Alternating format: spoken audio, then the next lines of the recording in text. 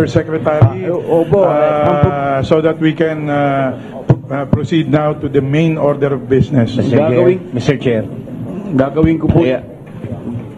Gagawin ko po yun kung nasa akin.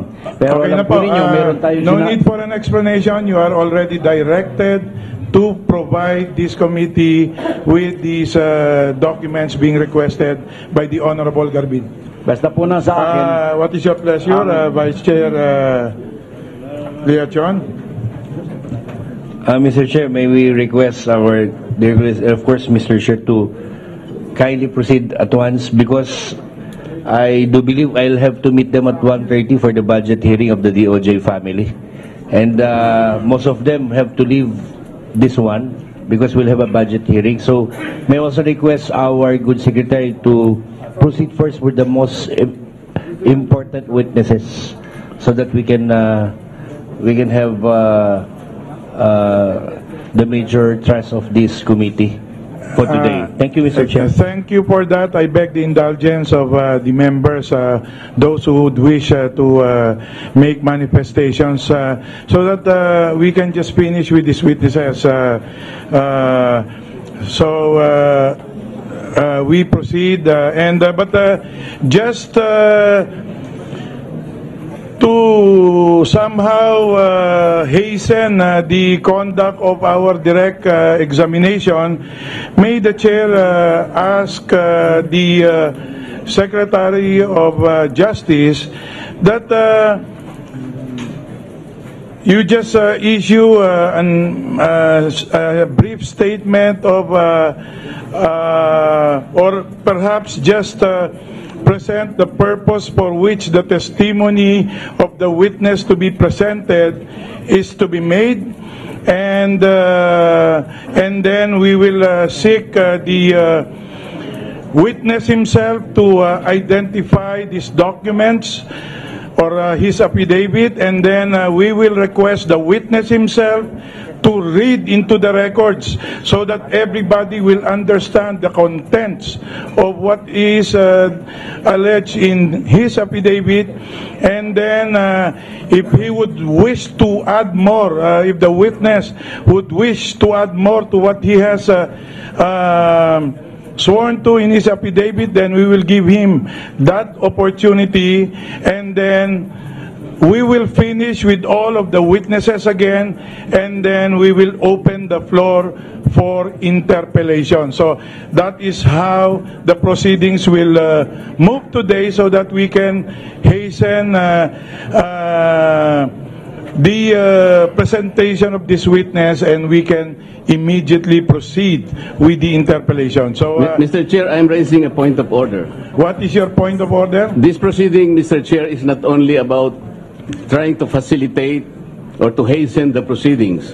The chair is aware of that? It's all about propriety. The Secretary of Justice already admitted that he is not the lawyer. What is improper in what is the rule that you are raising as a point of order? The Secretary admitted that he is not the lawyers of all the so what is the rule being violated, Mr. It's not about violating the rule. I'm talking about propriety, Mr. So what Chair. is the point of order being raised? Let me finish. I saw all the written statements and affidavits of all the inmates who are supposed to be testifying before these proceedings. They were all assisted by the members of the Public Attorney's Office. They were the ones who assisted all the inmates and elicited all these statements. To my mind, and in all propriety, Mr. Chair, they are the ones in a position to let them identify those documents. It is not the Secretary of Justice who was responsible in this. So they did identify themselves. Ang sa akin lang po, Mr. Chair, yung what is more appropriate? Ako, gusto ko itong appropriate proceedings para lahat, walang masabi naman na wala pong nasabi. Ewan ko kung nandito po kayo kahapon at nakita nyo po na nung minarkahan at in-identify yung documents, the witnesses themselves identify the documents, not the Secretary of Justice, Mr. not Chair, the I am aware of that, but what I'm saying is what is supposed to be appropriate. It is the PAO the members of public authorities Anyway, office who assisted the them. matter has been trashed out, and we are not violating any rule. We will observe and we will take note of your comments or manifestation, and please make the necessary objections at the time when, if you feel there is violation of the rules and there is impropriety being Well, if you're committed. talking about the rules, Mr. Chair, I think our rules are very, very explicit. We have not deviated them for So, okay, then the we rules, will... The rules say, Mr. Chair, that the witnesses, only the members of Congress are supposed to speak here. They're the ones who were supposed to ask questions. That is the rules. Unless we have strong reasons to deviate from those rules. Kaya nga po, tinatanong ko, Pasensya na po, Congressman, kanina po ay clarify na ito, the Deputy Speaker, the Vice Chairman, and many others that seem to appreciate the conduct of this inquiry. Kayo lang po yan. So anyway, you are here and you can raise the proper objections at the proper time. So thank you very if much. we may just proceed, Mr. Secretary, please state the purpose for which please raise the purpose for which your next witness is going to be presented. Thank you, Mr. Chair. We are calling as the next resource person, Mr. Noel Martinez. Please, the page will please assist Mr. Martinez to the conference room.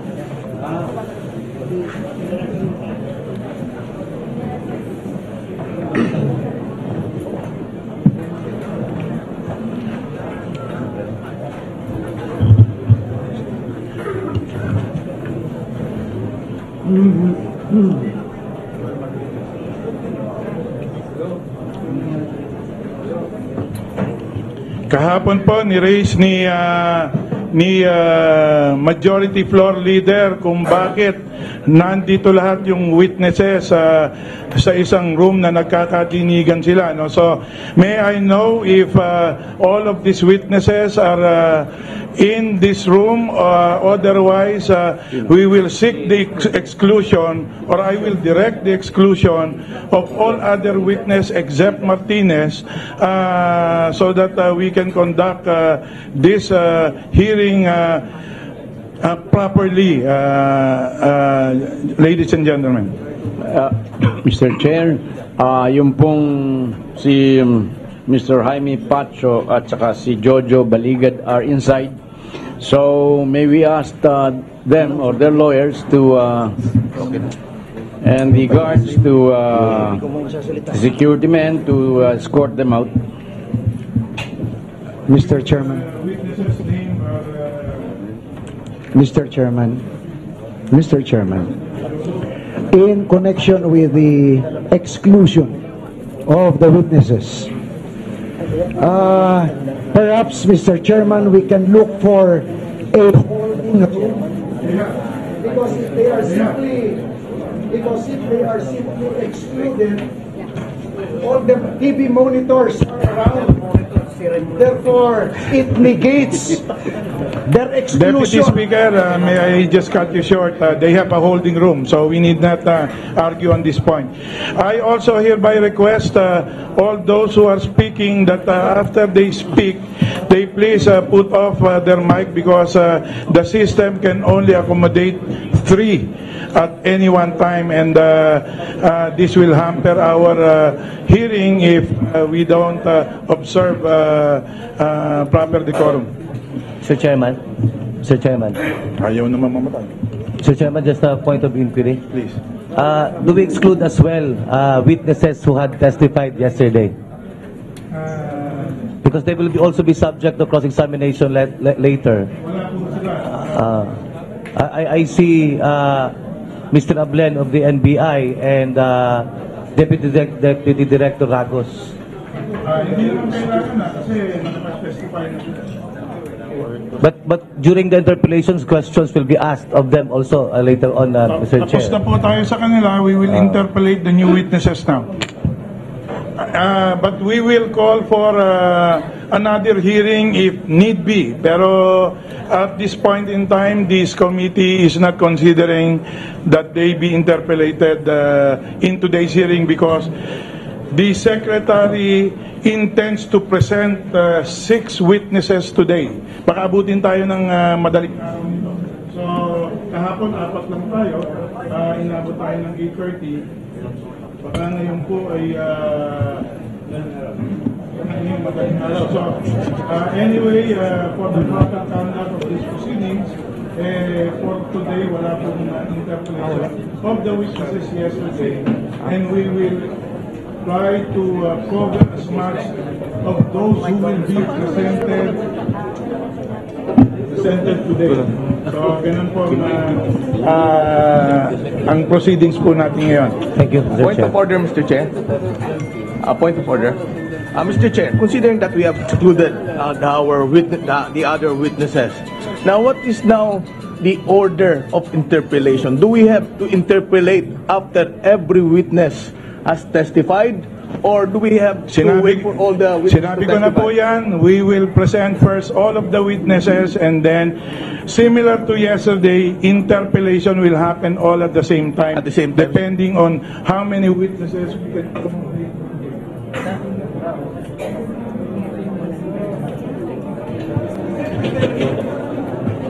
Anyway, the chair has already made that directive. Let us now proceed. Congressman Teves.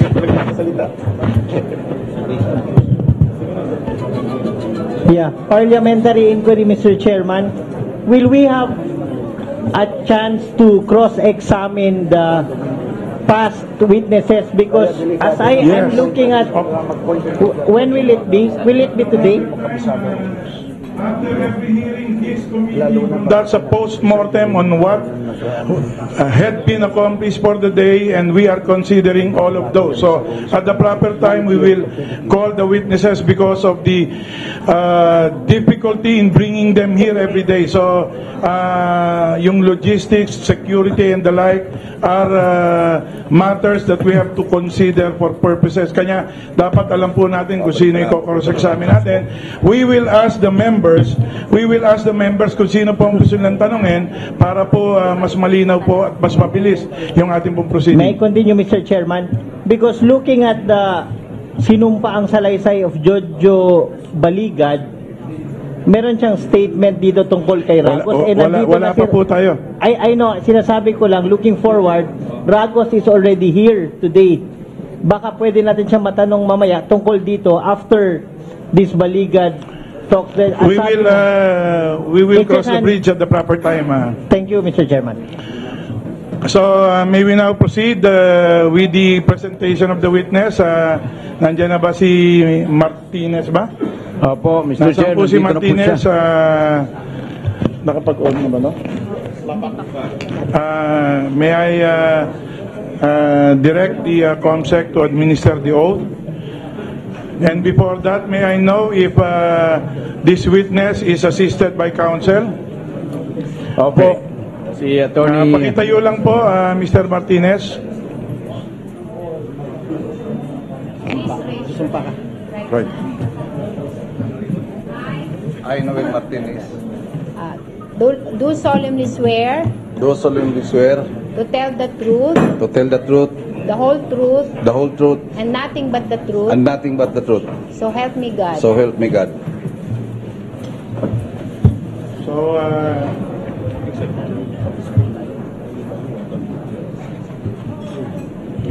Mr. Secretary, please proceed. Lay the purpose for which this witness is to be presented. Thank you. Thank you, Mr. Chair. I would like to put on record that the witness is assisted by counsel, Attorney Ferdy Topacio, and that he has already accepted the offer of immunity from the Speaker, Your Honor. Baka ito yung sira. So, the witness, ito pong testigong ito ay magsasalita tungkol sa isa siyang inmate sa National Bilibid Prison at magsasalita siya kung sino-sino mga puno dito sa loob ng Bilibid. Sasabihin po din po niya noong February 13, si JB Sebastian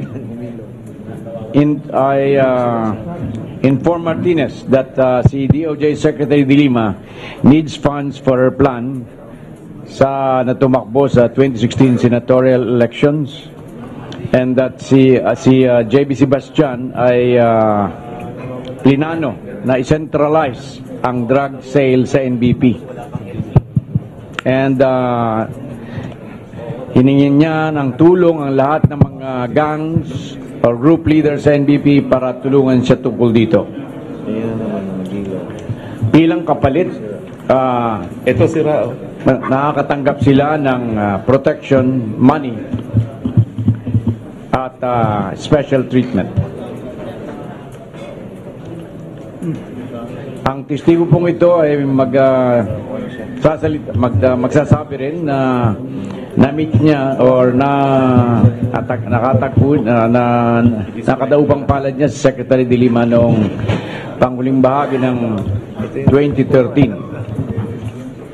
Hindi siya nagbebenta ng mga drugs, kaya't yung hiling ni JB Sebastian sa kanya ay ang ginawa niya ay nagreto lamang siya kay Sebastian kung sino itong mga taong tutulong sa pagbenta ng illegal drugs sa labas ng Bilibid. Yung Mr. Secretary, yung purpose po may be general because after this we will ask him to identify the document, and after he has identified the document, he will read into the records all that is contained in that affidavit para po maintindihan ng lahat ng miyembro, pati na rin po yung mga nakasubaybay dito, maintindihan nila kung ano po ang nalalaman po o partisipasyon po ni Mr. Martinez dito sa usaping House Resolution 105. So please go direct to the point para po bumilis tayo. One sentence na lang po, and that in December 2014, he was one of the 19 high-profile inmates that was brought to the NBI. Yun lamang po, and then we'll ask the witness to identify the affidavit that he executed. Has this affidavit been pre-marked? Opo. Ano po ang marking po niyan? Minarkan bilang Exhibit H. Exhibit H. Sige po. So please confer with the witness if he affirms that this is the document that he executed, this affidavit he executed. May I proceed, Mr. Chair? Ginoong Martinez, mayroong ka bang ginawang affidavit bago ka pumunta sa hearing na ito? Mayroon tungkol sa mga anomalya sa drugs sa New Bilibid Prison? Meron po. Pinakikita ko sa iyo ang isang Xerox the original? Isang Xerox copy ng sinumpang salaysay na may 3 pahina at may petsa September 9, 2016 na minarkahan mula sa Exhibit H hanggang Exhibit H thus 3B. Paki-examine mo nga kung may copy ka dyan at sabihin mo sa kagalang-galang na kapulungan kung yan yung sinasabi mong sinumpang salaysay na ginawa mo. Nasaan po yung original? Please compare with the original.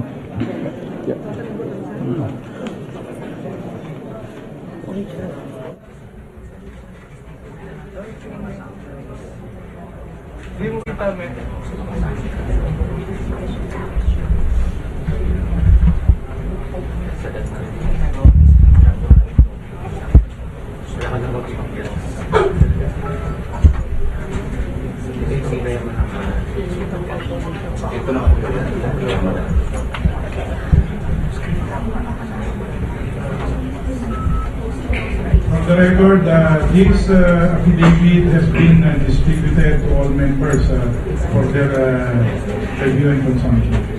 Mr. Chair, may we request that the original be substituted by a Xerox copy, and the Xerox copy will be signed again by the witness. Please comply, Mr. Witness.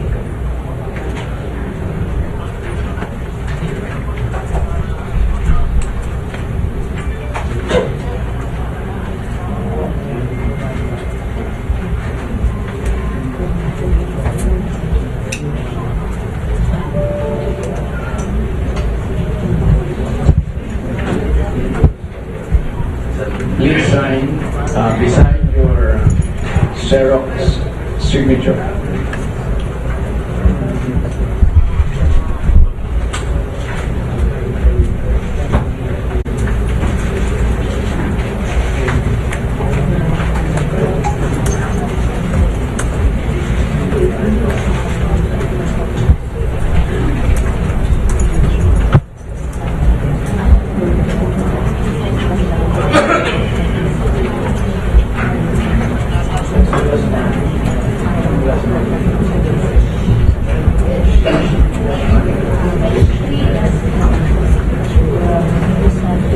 Mr. Chair, we will request that the new signatures of the witness be marked as H-3, C, D, and E, respectively.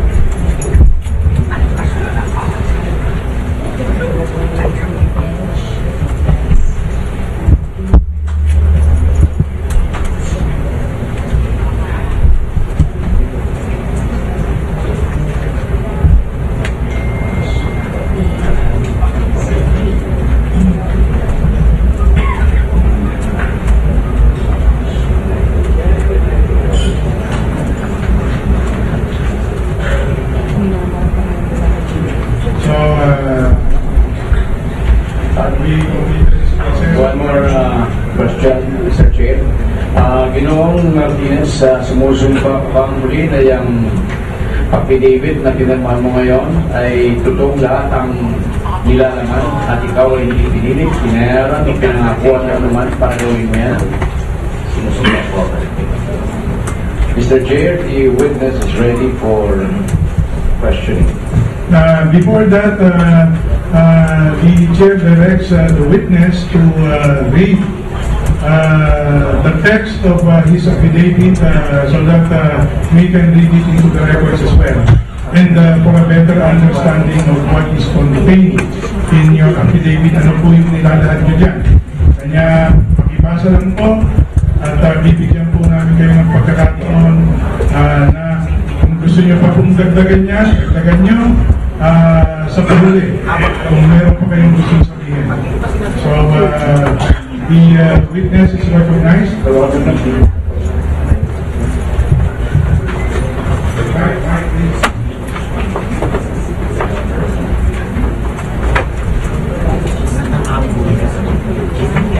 Ako si A. Gulyoso, Pilipino at kasalukuyang nakapiit dito sa Building Porteño, Bilibid Prison, Muntinlupa City na may prison number na N206P-1754. Matapos na makapanumpa ng naayon sa batas, ay nagsasaad ng mga sumusunod na kaganapan at impormasyon base sa aking personal na kaalaman. Noong taong 2011, ay naluklok ako bilang Commander Obosyo ng isa sa pinakamalaking pangkat sa maximum security compound ng Bilibid, ang Genuine Ilocano Group o GIG na may humigit kumulang 2,200 na membro.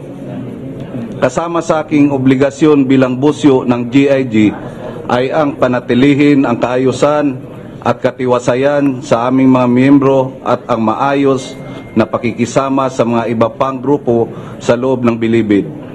Isa sa mga patakaran na aming napagkasunduan at mahigpit na ipinapatutupad sa aming hanay ay ang pagbabawal sa paggamit, pagbibinta o pagkakaroon ng kahit na anong transaksyon na may kinalaman sa droga o pinagbawal na gamot.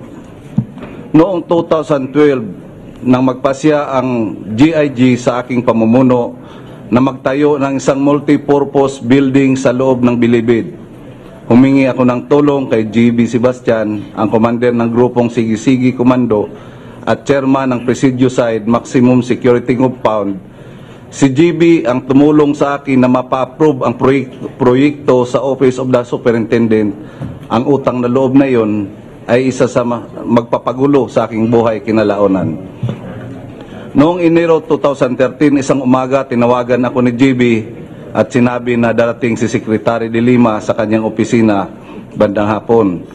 Nang pumunta ako kinahaponan ay naroon nga si Secretary de Lima. Naroon din ang mga pinuno ng iba't ibang pangkat at ipinakilala ang bawat isa sa amin kay Secretary de Lima.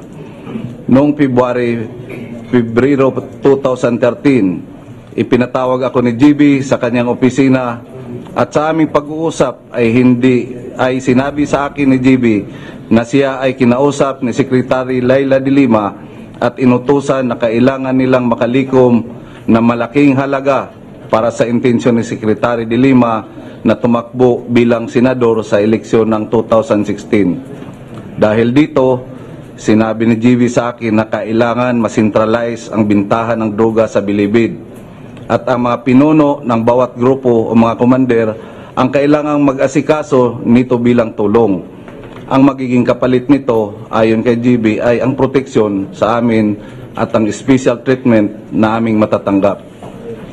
Sa katunayan, alam ng lahat dito sa Bilibid ang salita ni GB ay parang batas. Ang sino mang hindi sasang-ayon sa gusto niya ay maaring mamatay o taniman ng droga o itapon sa malalayong kolonya na tunay na kinatatakutan naming mga bilanggo sa Bilibid. Upang mapangalagaan ang aking kaligtasan at maiwasan ko ang aking sarili na direktang masangkot sa pagbibinta ng bawal na gamot, hiniling ko na lamang kay GB at siya ay pumayag na ako ay magrerito na lamang sa kanya ng mga pwedeng magbinta sa labas ng Bilibid.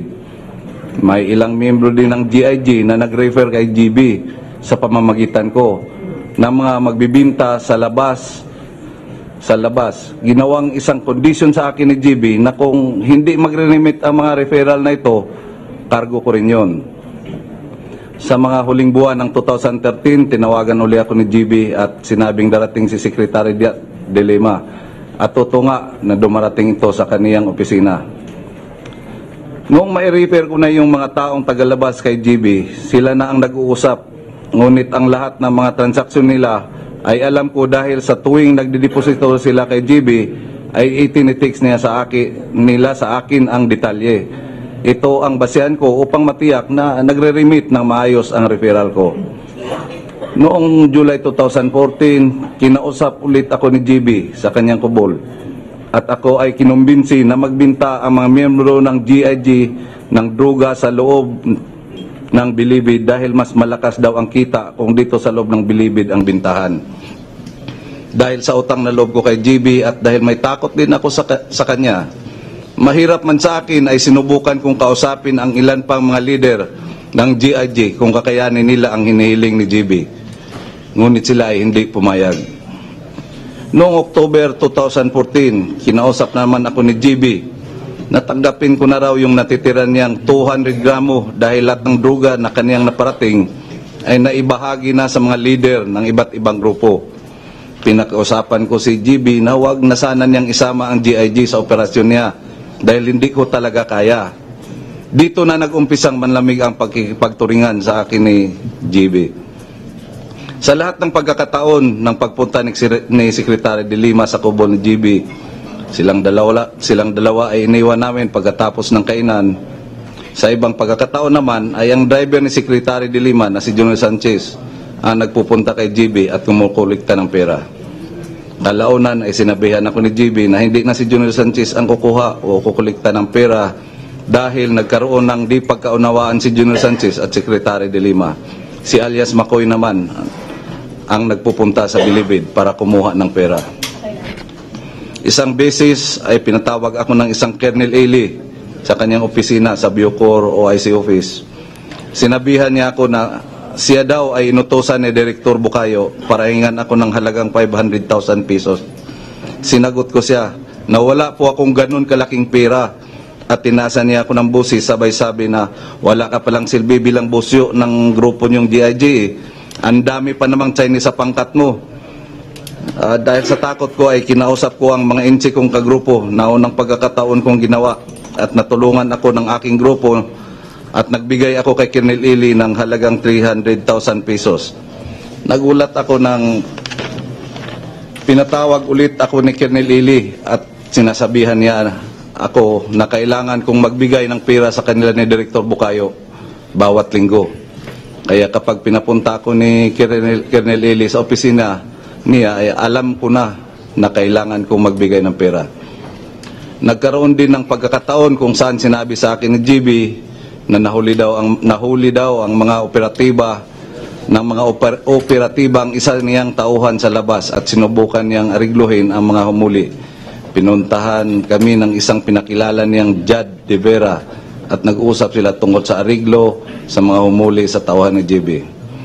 Sa pamamagitan ng kalakarang ipinatupad ni GB ay mas lalo pang namayagpag ang bintahan ng droga hanggang November 2014. Ang problema, pataas ng pataas ang binta ng droga na ipinipilit na malikom ni GB para sa pangangailangan ni Secretary de Lima.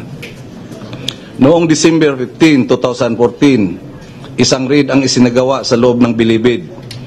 Isa ako sa 11 na mga detainees na sa pilitang inalis sa Bilibid at dinala sa National Bureau of Investigation or NBI. Simula noon, ako ay isinama ng pamunuan ng Bucor at DOJ sa hanay ng mga tinatawag na high-profile inmates.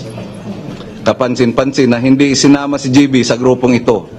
Ang nasabing raid ay isa sa mga pinagmalaki ni Secretary de Lima na dumano'y paraan na ginawa niya upang buwagin ang talamak na pagpapakalat ng droga sa Bilibid. Dahil na rin po sa sensitibong informasyon na aking inilahad sa salaysay na ito, ako po ay humingi ng inyong proteksyon at tulong upang maihiwalay dito sa Building 14 para sa aking kaligtasan.